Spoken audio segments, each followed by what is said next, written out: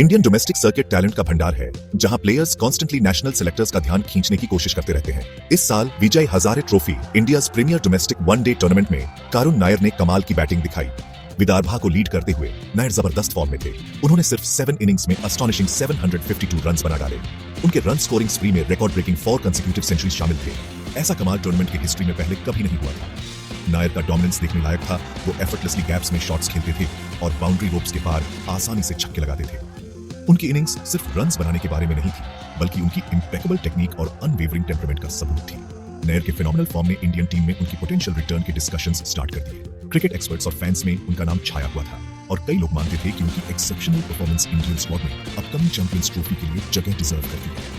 हर match winning knock के साथ उनके इंक्लूजन की डिमांड बढ़ती गई। लेकिन सरप्राइजिंगली नेशनल सेलेक्टर्स ने करुण नायर को चैंपियंस ट्रॉफी स्क्वाड में शामिल नहीं करने का फैसला किया। इस अनाउंसमेंट ने क्रिकेटिंग वर्ल्ड को हिलाकर रख दिया।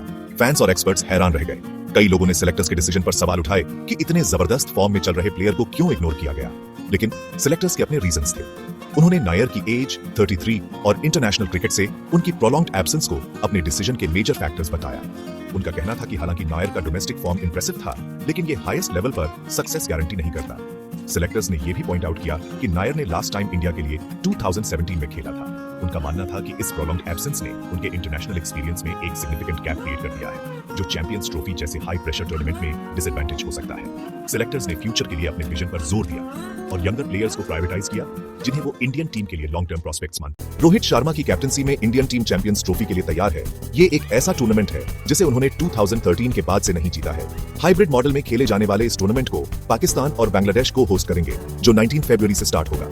इंडिया को ग्रुप ए में 8 राइवल्स पाकिस्तान, बांग्लादेश और न्यूजीलैंड के साथ रखा गया है। ये ग्रुप इंडिया के लिए एक फॉर्मिडेबल चैलेंज पेश करता है, क्योंकि हर टीम अपसेट करने में केपेबल है। टीम के पास एक्सप्लोसिव रोहित शर्मा और रिलायबल विराट कोहली की लीडरशिप में एक जबरदस्त बैटिंग लाइनअप है। श्रेयस अय्यर, केएल राहुल और हार्दिक पांड्या के साथ मिडिल ऑर्डर सॉलिड लग रहा है, जबकि बॉलिंग अटैक में एक्सपीरियंस और यूथ का अच्छा मिक्स है। चैंपियंस ट्रॉफी स्क्वाड से करुण नायर का एक्सक्लूजन डोमेस्टिक परफॉर्मेंस और इंटरनेशनल सिलेक्शन के बीच चल रही डिबेट को फिर से सामने लाता है। डोमेस्टिक क्रिकेट फ्यूचर स्टार्स के लिए ब्रीडिंग ग्राउंड का काम करता है, लेकिन डोमेस्टिक सक्सेस और इंटरनेशनल रिकॉग्निशन के बीच का ब्रिज क्रॉस करना अक्सर मुश्किल होता है। नायर का केस इस प्रॉब्लम का एक क्लासिक एग्जांपल है। विजय हजारे ट्रॉफी में उनके फिनोमिनल फॉर्म के बावजूद सेलेक्टर्स ने एज, एक्सपीरियंस और फ्यूचर पोटेंशियल जैसे फैक्टर्स को प्रायोरिटाइज करने का फैसला किया। ये डिसीजन डिबेटेबल है, लेकिन ये नेशनल टीम सेलेक्ट करने में आने वाली कॉम्प्लेक्सिटीज को हाईलाइट करता है। सेलेक्टर्स के पास डोमेस्टिक परफॉर्मेंसेस को रिवॉर्ड करने और फ्यूचर के लिए टीम बनाने के बीच बैलेंस बनाने का टफ टास्क है।